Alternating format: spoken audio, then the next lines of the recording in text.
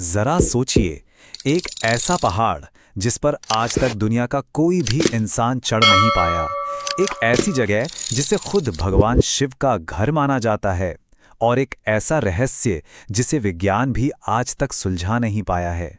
जी हाँ, हम बात कर रहे हैं कैलाश पर्वत की। तो चलिए आज इसके रहस्यों की परतों को एक एक करके खोलते हैं। अब देखिए, दुनिया की जो सबसे ऊंची चोटी है माउंट एवरेस्ट, उस पर तो इंसान पहुंच चुका है, लेकिन कैलाश पर्वत, उस पर आज तक कोई क्यों नहीं चढ़ पाया। कमाल की बात तो यह है कि ये एवरेस्ट से काफी छोटा भी है। तो आखिर ऐसा क्या है वहां? यही वो सवाल है जो इस जगह को और भी ज्यादा रहस्यमयी बना देता है। तो इस रहस्य को समझने के लिए सबसे पहले ये जानना जरूरी है कि कैलाश सिर्फ एक पहाड़ नहीं है। नहीं, ये तो एशिया का आध्यात्मिक केंद्र है, एक ऐसा केंद्र जहां करोड़ों लोगों की आस्था जुड़ी हुई है। और ये जानना तो और भी दिलचस्प है कि कैलाश पर्वत सिर्फ किसी एक धर्म के लिए नहीं, बल्कि तीन तीन बड़े धर्मों के लिए पवित्र है। देखिए, हिंदू धर्म के हिसाब से यहाँ भगवान शिव और माता पार्वती का निवास है।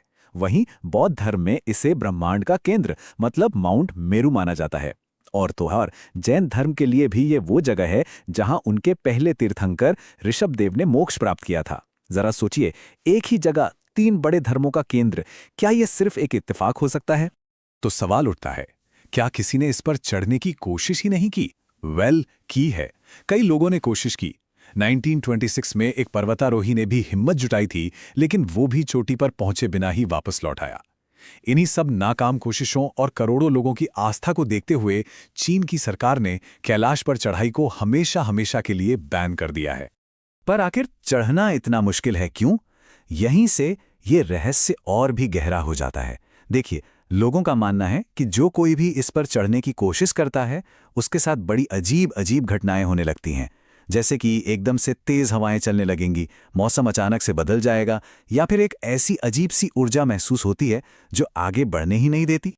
और इन्हीं अजीब घटनाओं में से एक जो सबसे हैरान करने वाली बात है, वो समय से जुड़ी है। जी हाँ, वक्त। कुछ यात्रियों और यहां तक के रिसर्चर्स का भी ये कहना है कि कैलाश पर्वत के पास जाने पर समय जैसे तेजी से भागने लगता है।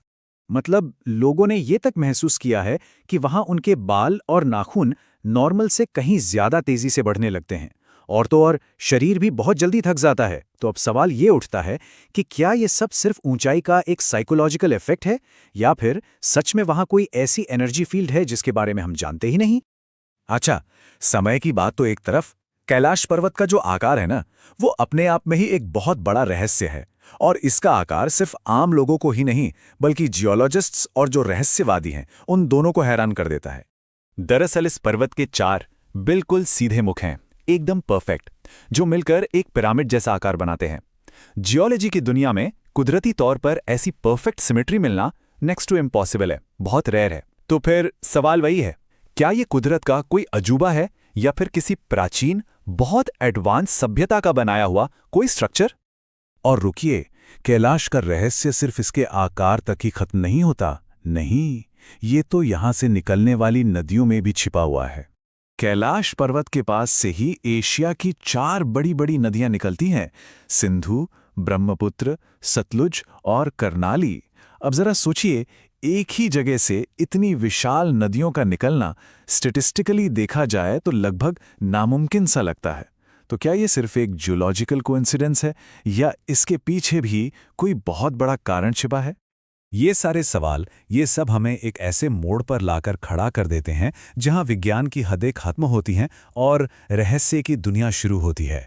देखिए, एक तरफ है विज्ञान जो हमें कुछ जवाब तो देता है, जैसे कि भाई वहां का मौसम बहुत खराब रहता है और बहुत ज्यादा ऊंचाई का शरीर पर असर होता है।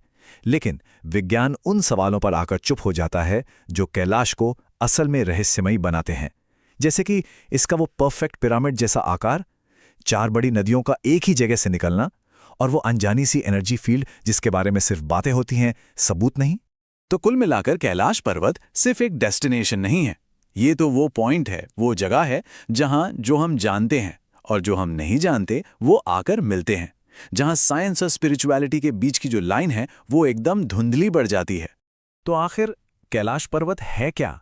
क्या ये सच में किसी देवता का घर है, या फिर एक ऐसा कभी ना खत्म होने वाला रहस्य जिसे इंसान शायद कभी भी पूरी तरह से समझ ही नहीं पाएगा?